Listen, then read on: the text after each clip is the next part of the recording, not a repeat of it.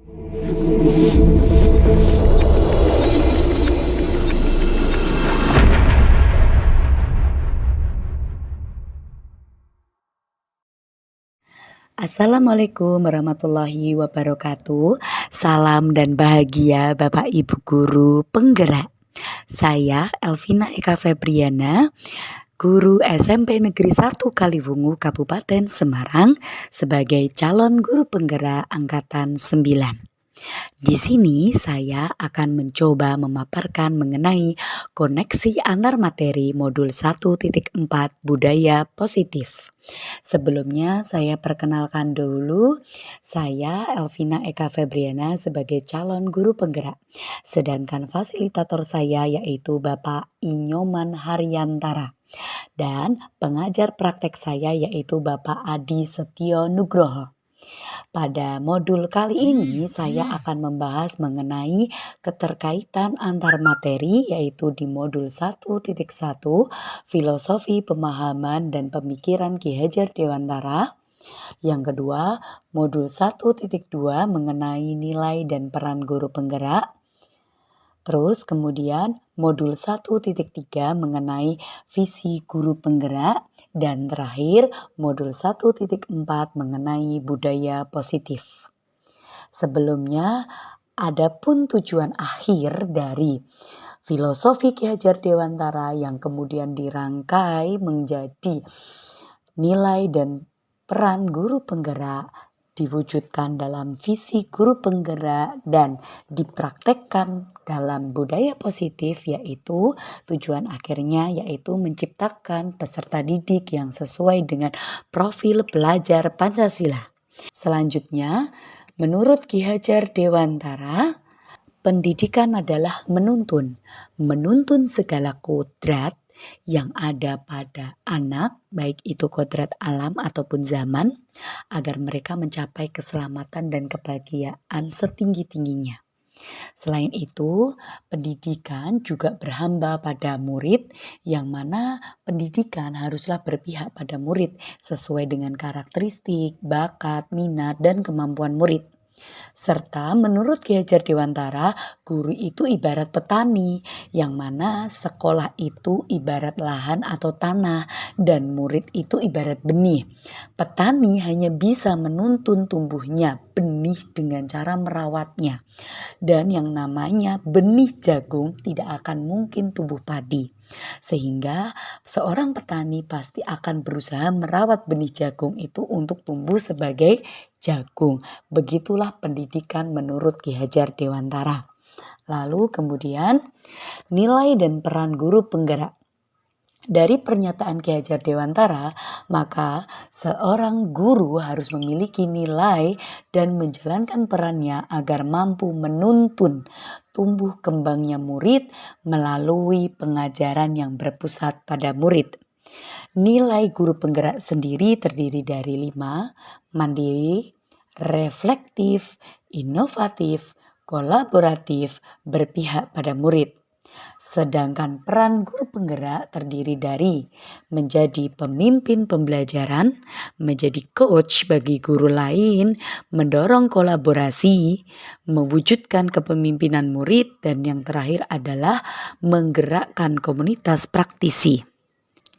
Visi guru penggerak. Dalam mewujudkan suatu perubahan diperlukan visi dan langkah-langkah yang tepat dalam mencapainya. Visi dapat terwujud jika terdapat kerjasama dengan semua warga sekolah dengan baik. Oleh karena itu, untuk mewujudkan visi diperlukan langkah konkret menggunakan metode inquiry apresiatif dengan tahapan Bagja.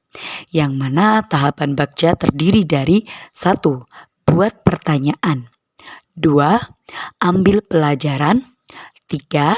Gali mimpi. 4. Jabarkan rencana. Dan 5. Atur eksekusi. Kemudian budaya positif itu Berdasarkan penerapan tahapan Bagja tersebut yang tadi sudah saya sebutkan, akan muncul pembiasaan-pembiasaan positif di sekolah yang kita kenal dengan budaya positif. Budaya positif ini akan menimbulkan rasa aman dan nyaman pada murid dalam proses pembelajaran. Budaya positif juga dapat mendorong murid untuk mampu berpikir, bertindak, dan mencipta sebagai proses memerdekakan dirinya sendiri sehingga murid lebih mandiri dan bertanggung jawab. Ada refleksi pemahaman yang mana saya rangkum dalam pemahaman atas keseluruhan materi budaya positif. Berikut refleksi pemahamannya. Yang pertama, sejauh mana pemahaman Anda tentang konsep-konsep inti yang telah Anda pelajari di modul ini, yaitu disiplin positif, teori kontrol, teori motivasi, hukuman dan penghargaan, posisi kontrol guru, kebutuhan dasar manusia, keyakinan kelas, dan segitiga restitusi. Adakah hal yang menarik untuk Anda pelajari dan di luar dugaan Anda? 1. Disiplin positif. Disiplin positif merupakan suatu pendekatan untuk menerapkan disiplin dari dalam diri anak tanpa hukuman dan hadiah. Sedangkan nilai kebajikan atau keyakinan kelas itu sifat-sifat positif manusia untuk tujuan mulia yang ingin dicapai setiap individu. Adapun posisi kontrol terdiri dari 5. Pertama, pemberi hukuman. 2. Pembuat rasa bersalah. 3. Teman. 4. Pemantau. Dan 5. Manajer. Adapun kebutuhan dasar manusia ada 5. Pertama, bertahan hidup. Kedua, kasih sayang dan rasa diterima. Yang ketiga, penguasaan. Keempat, kebebasan. Dan yang terakhir adalah kesenangan.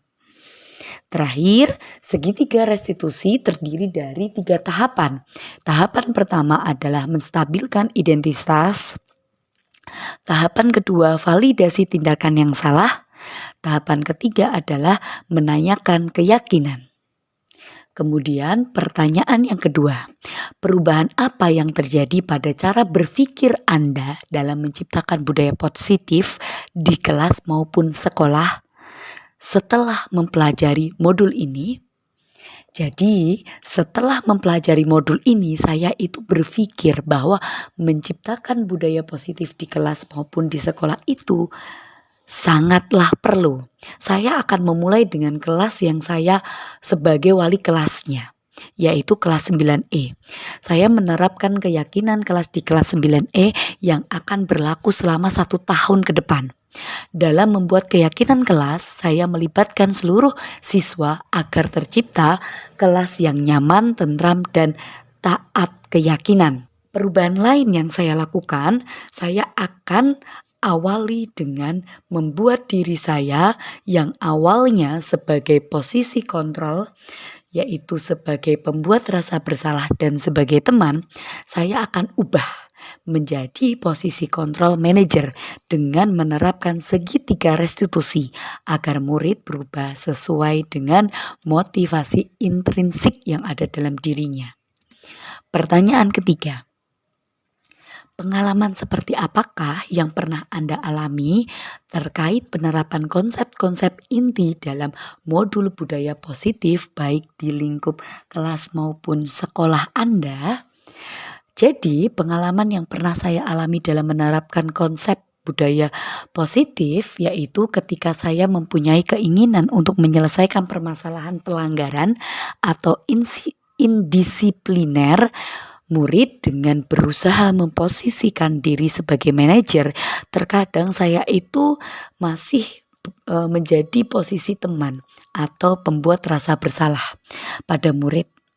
Pada saat penerapan segitiga restitusi, pada langkah validasi tindakan yang salah, terkadang anak itu sampai menangis ketika menceritakan masalah mereka.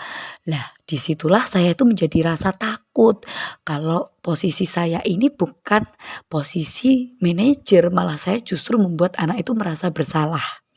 Terus kemudian budaya di sekolah yang masih memberikan hukuman fisik dan lebih menonjol di posisi penghukum membuat saya itu memerlukan pendekatan khusus dalam mensosialisasikan segitiga restitusi kepada rekan sejawat saya. Selanjutnya di pertanyaan keempat, bagaimanakah perasaan Anda ketika mengalami hal-hal tersebut? Perasaan saya ketika mengalami hal tersebut, saya itu memiliki PR tersendiri untuk mengimplementasi posisi guru sebagai manajer dan mensosialisasikan segitiga restitusi dalam menangani kasus murid. Saya merasa perlu melakukan segitiga restitusi dimulai dari kelas saya dulu, agar murid saya dapat melakukan tindakan disiplin dari dalam diri mereka sendiri. Saya juga menjadi tertantang untuk menyusun strategi memperkenalkan segitiga restitusi kepada rekan sejawat.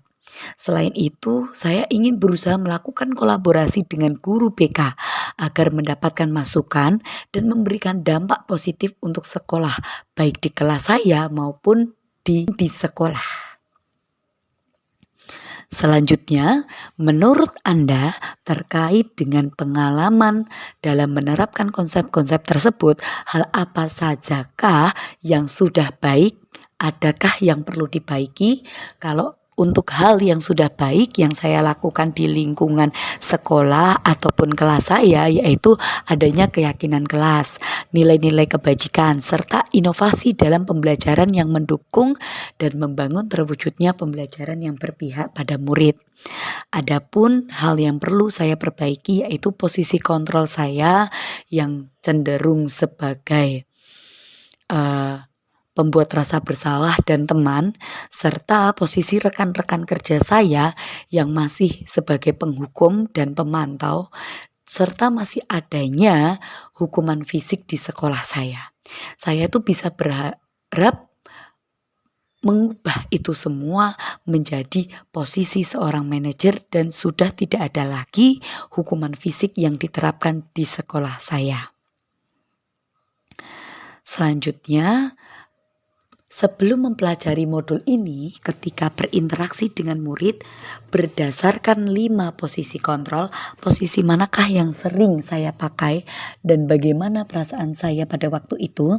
Setelah mempelajari posisi kontrol, posisi apa yang saya pakai dan bagaimana perasaan saya, apa perbedaannya. Nah, sebelumnya saya sering menggunakan posisi kontrol sebagai teman dan pembuat rasa bersalah.